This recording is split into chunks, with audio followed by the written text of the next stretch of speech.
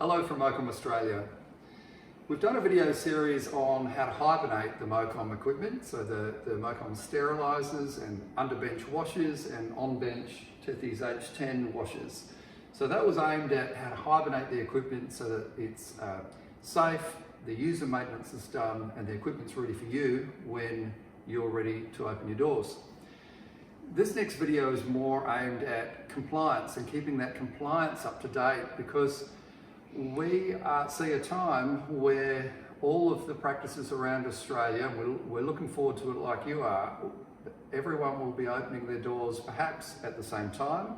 There'll be a surge of compliance work to do, and still the same finite amount of technicians around Australia and New Zealand to carry out that work. Some practices have elected to keep their doors open and to allow those essential validation services to keep rolling. So that doesn't apply to you. But if you've had to physically close your practice down and you intend to reopen when the government tells us all we can work again, then the challenge there is the validation and the operational qualification of the machine still in date? And if it's not, even if you're quiet, that won't be compliant. Now, there are a couple of workarounds. There's the AS, for the office-based practice at least, the AS 4815 2006 has a clause.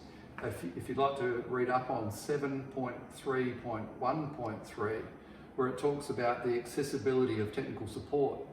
So within that, there's a clause that says you could use a Class 6 indicator within every pack, within every load, if technical support's not reasonably available. So that's a workaround, but I think the biggest tip that we could give is that rather than wait until you want to open your doors for that essential and mandatory test work to happen, perhaps consider bringing forward that validation or that compliance work well before you want to bring patients into your practice, so that we can be well ahead of that surge.